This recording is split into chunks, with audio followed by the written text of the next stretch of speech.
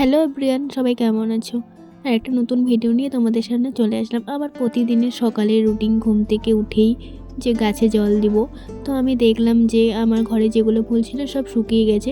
তো আমি কয়েকটা ফুল কেটে নিয়েছিলাম গাছ থেকে। তো ওখানে জলটা চেঞ্জ করে দিয়ে তারপরে আমি ফুলগুলো এখানে রেখে দিলাম।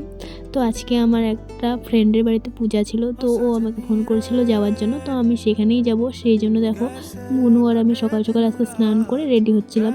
এখন অনেকেই অনেক কিছু বলবে যে তুমি একজন মুসলিম হয়ে কেন পূজাতে যাচ্ছ।